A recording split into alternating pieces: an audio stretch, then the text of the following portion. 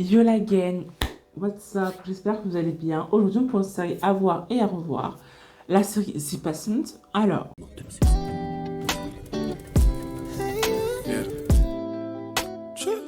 que feriez-vous si votre propre vie dépendrait de la réhabilitation d'un tueur? C'est une série Hulu, mais qui est actuellement sur Apple TV.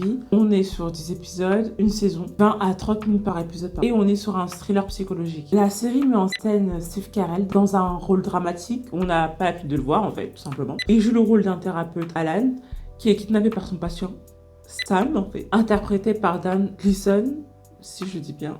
Désolée pour la prononciation. Bref, Sam, en fait, kidnappe Alan, qui est le patient thérapeute, pour qu'il puisse, en fait, l'aider à calmer ses pulsions meurtrières. En quoi puis-je vous aider, Chin? Rien ne me satisfait. Je suis souvent en colère. Donc, la série, elle se passe dans un huis clos. Sam, je trouve, il est vraiment imprévisible. Tu sais pas, en fait, à quoi t'attendre avec lui jusqu'à la fin. Tu sais pas ce qu'il va faire d'Alan. Genre, est-ce qu'il va l'aider? Est-ce que il va le lâcher? Qu'est-ce qui va se passer, en fait? Dans la série, on est enfermé avec Alan. Alan est enfermé dans une pièce. Chaque épisode nous rapproche un peu de l'esprit torturé de Sam, tout en explorant les limites d'Alan. Forcément, c'est un humain, donc ok, il est thérapeute, mais il a des limites. Pour qu'une thérapie soit efficace, l'environnement doit être sécurisant. La peur est un élément qui ne pourra que perturber le bon déroulement de la séance. Je pourrais vous dire, il n'y a pas de violence gratuite, puis encore, parce que vraiment, faut oublier quand même que Sam, en tueur en série, donc vraiment, clairement, la violence, elle est là, quoi, en fait, monsieur. Faut arrêter de tuer, là, s'il vous plaît. J'ai un besoin viscéral de tuer des gens. Donc vous voulez en savoir plus sur ma vie? Mais en fait, l'attention, elle est sur les dialogues. Elle est dans les dialogues, on est dans le silence, et surtout les actes et les interprétations de Sam. Genre, du côté là, sous les nerfs, qu'est-ce qu'il va faire, comme je l'ai dit, pour moi.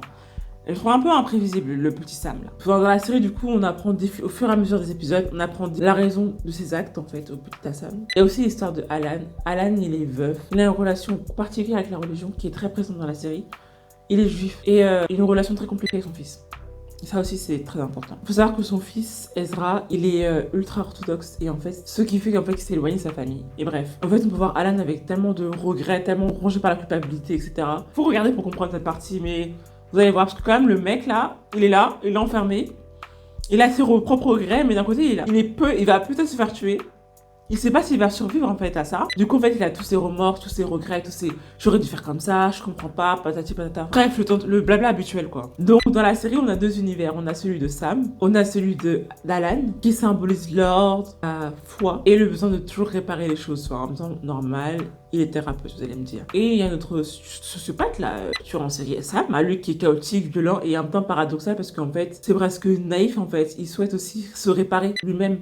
Il veut arrêter ça, donc en fait, il y a ce côté genre hyper violent, hyper naïf, hyper chaotique, mais il y a le côté, il y a le Sam, en fait, je veux arrêter, aidez-moi. La relation entre les deux hommes sont vraiment le centre de la série. Je m'éloigne de ce qu'il faut retenir, mais ce qu'il faut retenir, c'est que Alan, thérapeute, a été kidnappé par un patient qui en fait s'avère être un sociopathe. Il est enfermé, attaché, il n'y a aucun moyen de sortir, et en fait, le but final de la série, c'est comment on va faire pour s'en sortir, parce que là, ce que Sam lui demande, c'est répare-moi.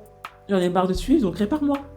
Allez, fais ton travail en fait. Du coup, sa thérapie, si je peux le dire comme ça, dépend du travail d'Alan.